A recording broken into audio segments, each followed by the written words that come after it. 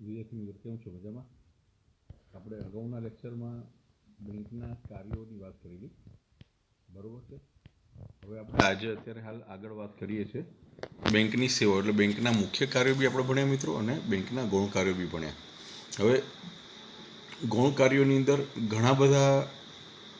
ઘણી બધી સેવાઓનો સમાવેશ થાય છે. એ તમામ સેવાઓ આપણે એનો અભ્યાસ કરીએ છીએ. એટલે આગળ જે અભ્યાસ કર્યો છે એટલે અહીંયા આગળ થોડો એનો ટૂંકાણમાં અભ્યાસ કરી લઈએ.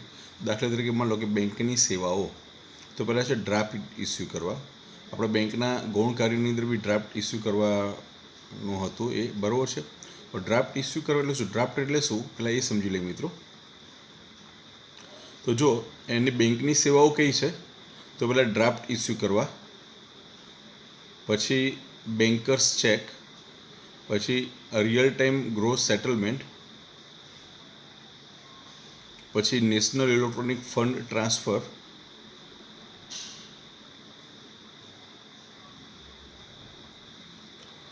Bank overdraft, cache credit, loan, બરાબર. આ એની સેવાઓ છે મિત્રો. આ બધી અલગ અલગ જે સેવાઓ છે, આપણે આ સાથે સાત સેવાઓનો આપણે અભ્યાસ કરવાનો છે મિત્રો. એની અંદર સૌથી પહેલાં આપણે વાત કરીએ છીએ ડ્રાફ્ટ અંગેની સેવા મિત્રો. હવે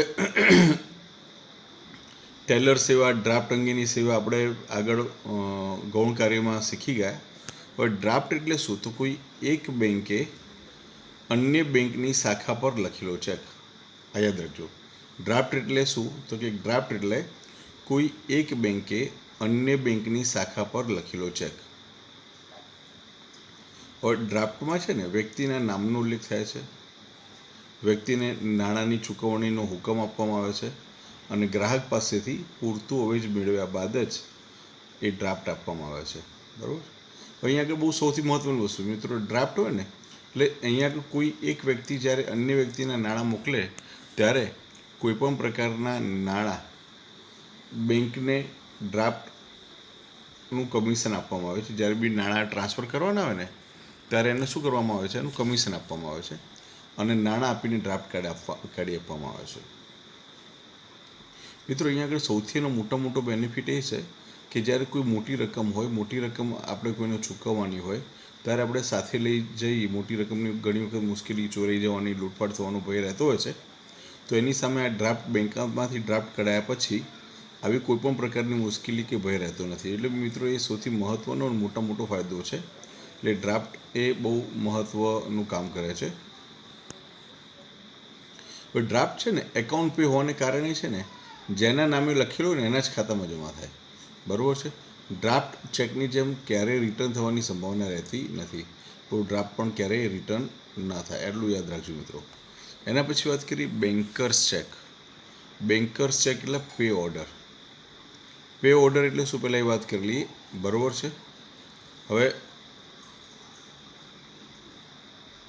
બેંકે જે રકમ સ્વીકારી હોય ને તેના બદલામાં જે ચેક આપે છે તે ચેકને પે ઓર્ડર કહેવામાં આવે છે. બેંકે જે રકમ સ્વીકારી હોય, દાખલા તરીકે માની લો કે આપણે બેંકને 100 રૂપિયા આપ્યા હોય, બરાબર છે. તો બેંક આપણને 100 રૂપિયાનો એક બેન્કર્સ ચેક લખી આવે છે, મતલબ જેના નામનો જોઈતો હોય એના નામનો. ઉદાહરણ તરીકે માનો કે તમે 10મામાં આવું ઘણી વખત કર્યું હશે, ગુજરાત સેકન્ડરી બોર્ડમાં આપણે પેપર ચેકિંગ માટે આપવું હોય ત્યારે એવા સંજોગોમાં આપણે ડ્રાફ્ટ કઢાવવો પડે છે, અથવા તો પે ઓર્ડર કઢાવવો પડે. પે ઓર્ડરની અંદર કેવું હોય કે આપણે બેંકને પૈસા આપવાના, માનો કે 100 રૂપિયાનો ડ્રાફ્ટ કઢાવવાનો હોય તો 100 રૂપિયા એની ઉપર જે બેંક કમિશન લેતી હોય, માનો કે 5 રૂપિયા કમિશન લેતી હોય, તો આપણે 105 રૂપિયા આપણે આપીએ એટલે બેંક તરત જ આપણને 100 રૂપિયાનો ડ્રાફ્ટ કાઢી આપે. એ જેના નામનો હોય એના નામનો. ગુજરાત સેકન્ડરી બોર્ડના નામનો હોય તો ગુજરાત સેકન્ડરી બોર્ડ એમાં લખેલું હોય, અને એ ડ્રાફ્ટ ત્યાં જમા કરવાથી એ એક કેશ આપી એટલું જે વેલિડ ગણવામાં આવે છે મિત્રો, બરાબર. એટલે બેન્કર ચેક છે.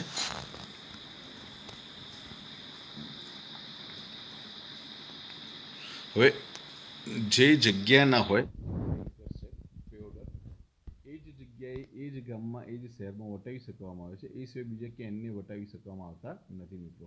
એટલે આ બેન્કર ચેક્સ આ બહુ મહત્વનું છે. એના પછી વાત કરીએ real time gross settlement. Real time gross settlement મિત્રો. ફરી એક વખત કહું છું, રિયલ ટાઈમ ગ્રોસ સેટલમેન્ટ, જેને આરટીજીએસ કહેવામાં આવે. આરટીજીએસ એટલે શું? તો કે રિયલ ટાઈમ ગ્રોસ સેટલમેન્ટ. હવે ભારતમાં બરાબર આરટીજીએસ સભ્ય બેંકમાંથી નાણાં ભારત દેશની અન્ય કોઈ પણ આરટીજીએસ સભ્ય સંસ્થામાં સરળતાથી એને મોકલવામાં આવે તો તેને આરટીજીએસ કહેવામાં આવે છે. બરાબર, આ પદ્ધતિને શું કહેવાય? આરટીજીએસ કહેવામાં આવે છે. હવે આરટીજીએસ સભ્યપદ ધરાવતી તમામ બેંકની ઓળખ આઈએફએસસી કોડ, આ યાદ રાખજો, કયું? આઈએફએસસી કોડ, જેને 11 આંકડાનો હોય, બરાબર છે, જે 11 ડિજિટલ આલ્ફાન્યુમેરિકલ ના સ્વરૂપમાં હોય છે. હવે આને આઈએફએસસી કોડ એટલે શું? તો કે ઇન્ડિયન ફાઇનાન્સ સિસ્ટમ કોડ, બરાબર છે. હવે એ જે સ્વરૂપનો ડિજિટલ સ્વરૂપમાં હોય છે, બરાબર, 11 ડિજિટનો હોય, અને એ કોડમાં બરાબર આ કોડ કોનો હોય? તો કે IDRBT, આ યાદ રાખજો, institute four development and research on banking technology, Hyderabad દ્વારા ફાળવવામાં આવે છે.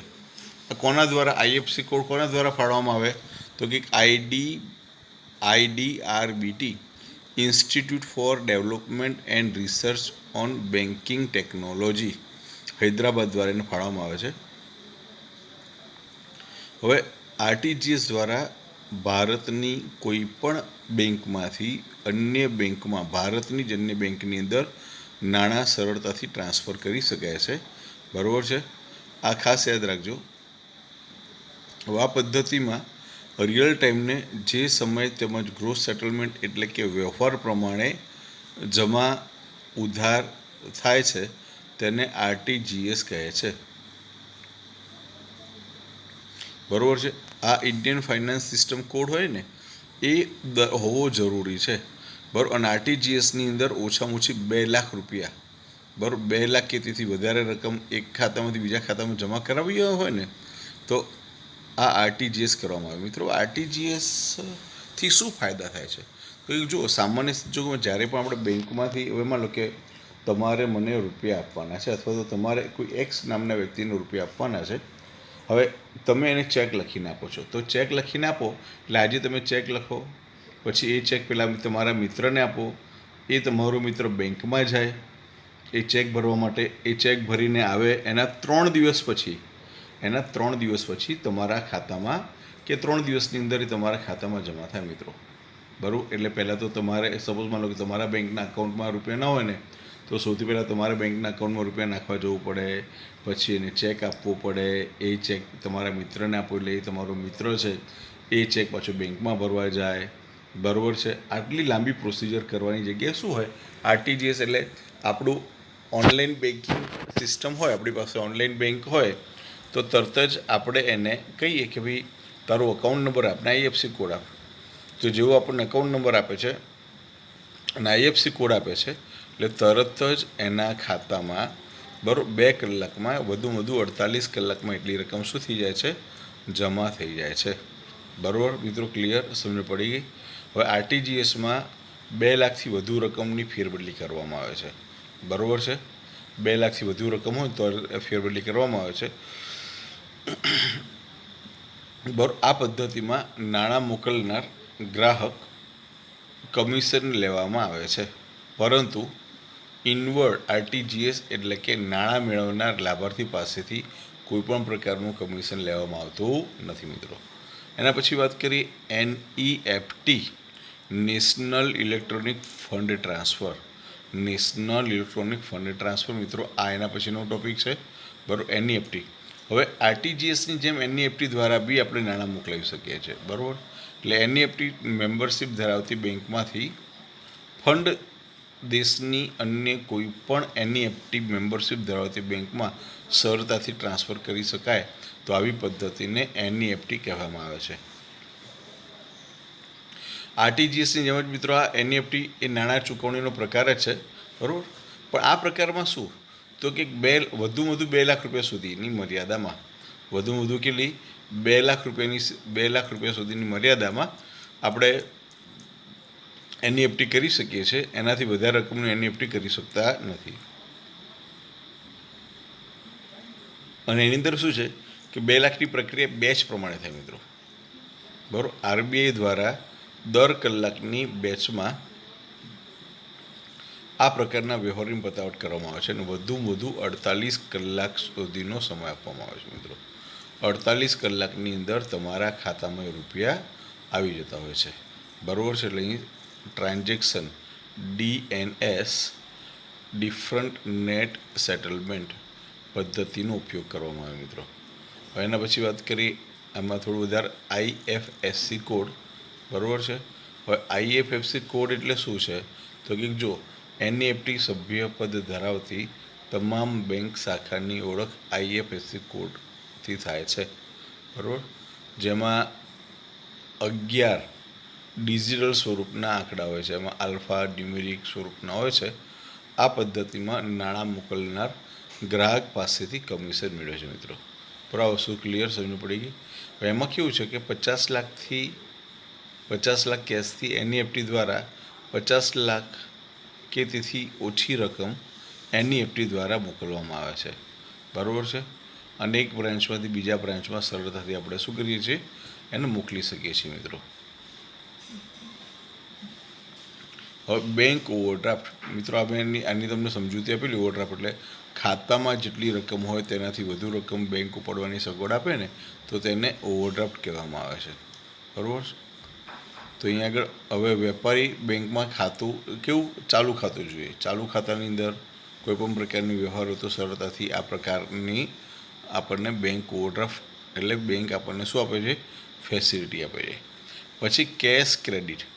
હવે વેપારીને ધંધાકીય હેતુ માટે, ધંધાનો વિકાસ કે વિસ્તરણ કે સમાધાન કરવું હોય તેના માટે આપણે જે પણ રકમ આપીએ તેને શું કહેવામાં આવે છે, કેશ ક્રેડિટ કહેવામાં આવે.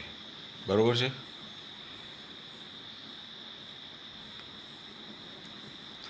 આ પ્રકારની સિસ્ટમ છે ને, આ પ્રકારની સિસ્ટમની અંદર બેંકની અંદર જોવા જઈએ સરળતાથી આપણે આ પ્રકારના બેંક દ્વારા બી આ પ્રકારના વ્યવહારો સરળતાથી કરી શકાય છે. બરાબર. હા, એની અંદર નાણાં ઉપાડવામાં આવે ત્યારથી વ્યાજ ગણવામાં આવે છે. નાણાં આપણા ખાતામાં જેવા જમા થાય ત્યારથી વ્યાજ ગણવામાં આવે છે. અને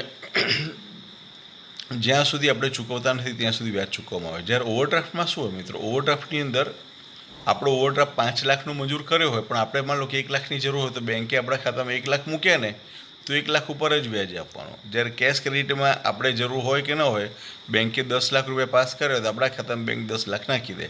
તો આવા સંજોગોની અંદર આપણે 10 લાખ ઉપર ઇન્ટરેસ્ટ ભરવું પડે. એટલે આ બધી બાબતો મહત્ત્વની છે. બરાબર. પછી લોન.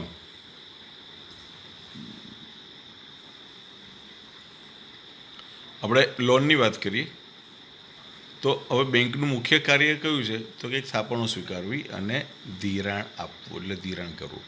હવે ધિરાણની અંદર બી કેવું છે, લોન. હવે કેવું કે જો ફર્નિચર ખરીદી ઉપર, બરાબર, એટલે જમીન, મકાન, પ્લાન્ટ, યંત્રો, મશીનરી ઉપર આપણે આ પ્રકારની લોન આપે છે. એટલે મકાન ખરીદવું હોય તો લોન આપે, ફર્નિચર ખરીદવું હોય તો લોન આપે, બરાબર, મકાનનું રિપેરિંગ કરવું હોય તો લોન આપે. કોઈપણ પ્રકારના લોન આ સરળતાથી આપણને આપે છે. બરાબર છે. હવે આ લોનની ચૂકવણી છે. બરાબર. હવે આપણે આ એની સેવાઓ, તમામ સેવાઓની વાત કરી છે. બરાબર. એકદમ સહેલી સેવાઓ છે. બરાબર. તમને કદાચ યાદ પણ રહી જાય એ પ્રકારની આ સેવાઓની આપણે વાત કરી મિત્રો. બરાબર છે. તો હવે આ સેવાઓ તમારે સાથે સેવાઓ તૈયાર કરવાની છે. મારી દ્રષ્ટિએ મોસ્ટ IMP પ્રશ્ન છે. તો આ તૈયાર આ લોન છે, છેલ્લો આપણો મુદ્દો આપણે એનો અભ્યાસ કર્યો. આ તમારે સાથે મુદ્દા તૈયાર કરવાના છે અને મિત્રો લખવાના છે. ક્લિયર? ઓકે. હવે આના પછીના આગળના લેક્ચરમાં આપણે ઈ બેન્કિંગ વિશેનો આપણે અભ્યાસ કરીશું. બરાબર. ત્યાં સુધી આખો તમને ટોપિક તો ખ્યાલ આવી ગયો છે ને. લોનનો છે, કેશ ક્રેડિટ છે, બરાબર, બેંક ઓવરડ્રાફ્ટ છે. આ બધા એક એક માર્કના પ્રશ્નો મિત્રો છે. બેંક ઓવરડ્રાફ્ટ એટલે શું પૂછાય, કેશ ક્રેડિટ એટલે શું પૂછાય, બરાબર, લોન એટલે શું, આ બધા 1-2 માર્કના પ્રશ્નોના જવાબો છે. એટલે આ પ્રશ્નો પણ તૈયાર કરી રાખવાના, એનો મિનિંગ, એનો અર્થ પણ આપણે તૈયાર કરી રાખવાનો મિત્રો.